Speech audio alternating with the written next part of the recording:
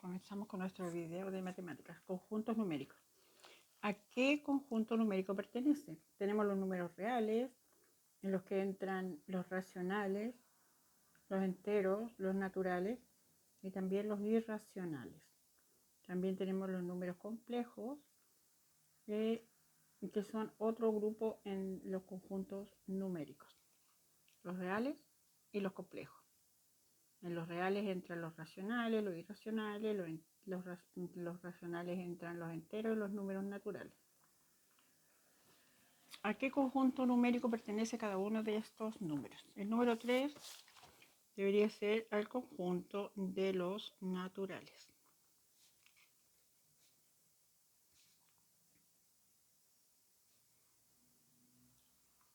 Conjunto de los números naturales. 2/3, el conjunto de los racionales. 8/4, racionales.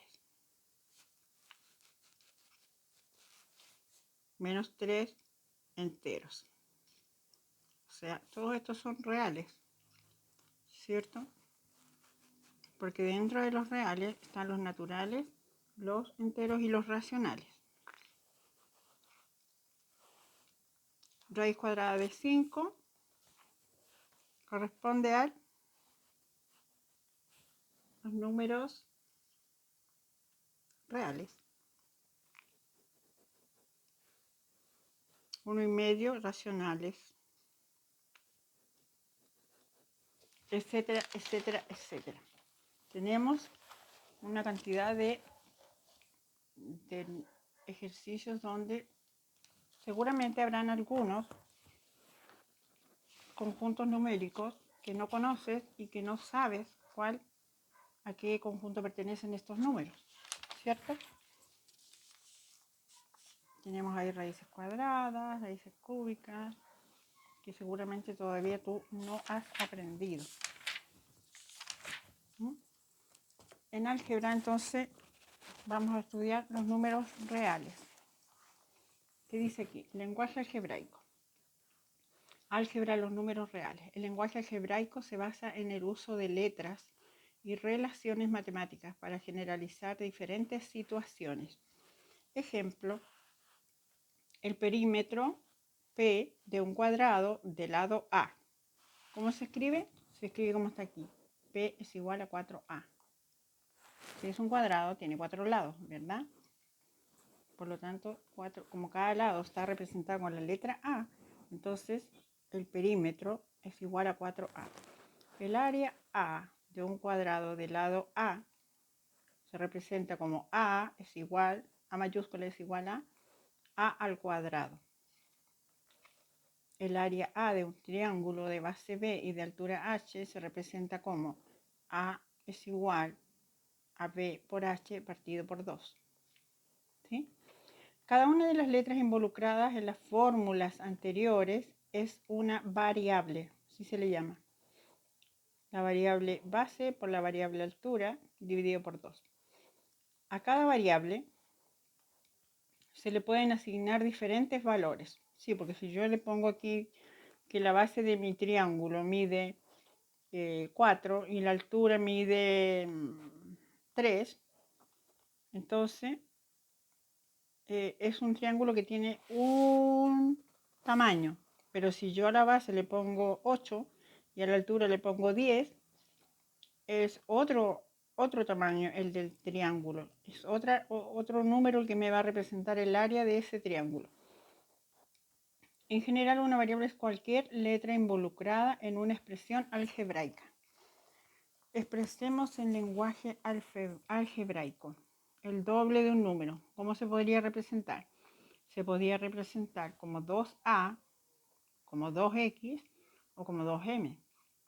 El triple de un número. ¿Cómo se podría representar? Se podría representar como 3X, como 3Y o como 3B o como 3A. Depende como quieras tú representarlo. La mitad de un número. P partido por 2. O Q partido por 2. O R partido por 2. O Z partido por 2. El cuadrado de P. P elevado al cuadrado.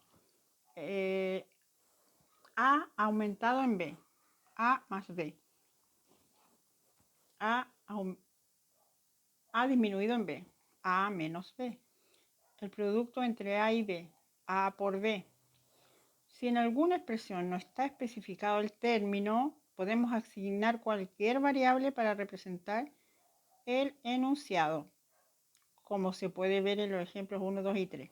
Claro, aquí se cambia la letra, ¿cierto? Yo puedo poner la letra que quiera, pero el número, o sea, el número que me indica el triple no lo puedo cambiar. El número que me indica el doble tampoco lo puedo cambiar. El 2 significaría el doble. Puedo cambiar la letra porque puedo representar la variable con cualquier letra, pero el número no. En general, diremos que son múltiplos de A. El doble, 2A. El triple, 3A. El cuádruple, 4A. El quíntuple, 5A, etcétera. ¿Cierto? Pueden ser el 10, el 20, pero siempre son las veces que se va a repetir la variable A. Son fracciones de A, por ejemplo. Tendríamos que poner un medio o la mitad, que siempre va a ser partido por 2. Un tercio o la tercera parte, que siempre vamos a representarla como dividido por 3 o partido por 3. Un cuarto o la cuarta parte, que siempre va a ser dividida por 4 o partido por 4. Un quinto o la quinta parte siempre va a ser la letra partida por 5 o el número partido por el entero partido por 5. Son potencias de A. El cuadrado se escribe A con un 2 arriba, A al cuadrado. El cubo se escribe A con un 3 arriba, A al cubo. La cuarta potencia se escribe A con un 4 arriba, A elevado a la cuarta. La quinta potencia, A elevado a la quinta, etc. Otras expresiones algebraicas. Un número par, 2n. ¿Cierto? Porque el 2 siempre va a ir sumándosele al número par, porque si tenemos un 0, tenemos que sumar 2 para tener el primer número par, que es el 2. Si queremos el número 4, vamos a tener que sumarle 2 para obtener el segundo número par. Y así. Un número impar, 2n menos 1. El 2 le quito 1 y me queda el 1. Es un número impar, etc. Ejercicios resueltos. Expresemos el lenguaje algebraico. El doble de un número aumentado en la mitad del mismo número. Aquí tenemos el número que no está determinado. El doble de un número, o sea, x. No sabemos qué número es. 2 por x. Nos queda 2 por x más, dijimos que la mitad del mismo número, entonces la mitad de x partido por 2. Otro ejercicio. El doble de A aumentado en B. El doble de A. 2 veces A más B. Aumentado, ponemos el más B. Aumentado en una cantidad que está representada por B. No sabemos qué número es, pero sabemos que se va a representar por B. El doble de A, el doble de. Ahora el doble de A aumentado en B.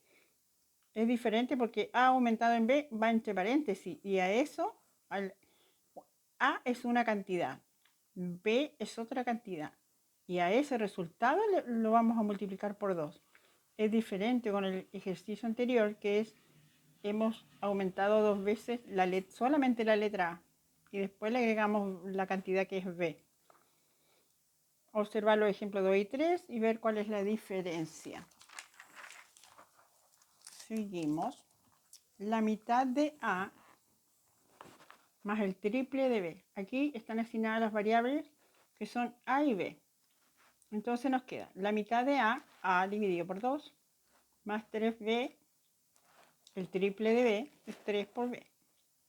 El doble del cuadrado de A, 2A, el doble del cuadrado de A, o sea, A al cuadrado multiplicado por 2, o 2 por A al cuadrado. El cuadrado del doble de A, 2A elevado al cuadrado. Diferente, ¿cierto? El 2 ahí está afuera y el 2 acá está dentro. Observe la diferencia entre los ejercicios 5 y 6, entre esos dos. la cuarta parte del triple del cuadrado de b. El triple de b elevado al cuadrado dividido por 4, porque es la cuarta parte. La cuarta parte del triple del cuadrado de b. El triple de b elevado al cuadrado, pero solamente la cuarta parte, o sea, dividido en 4. El triple de la cuarta parte del cuadrado de b. Aquí es diferente.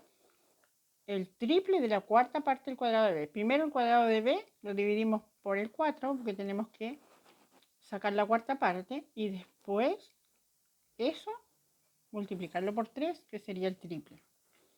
El cuadrado de la cuarta parte del triple de b. La cuarta parte del triple de b, ¿cierto? Y eso elevado al cuadrado. Hay diferencia entre los ejercicios 7, 8 y 9. Claro que la hay.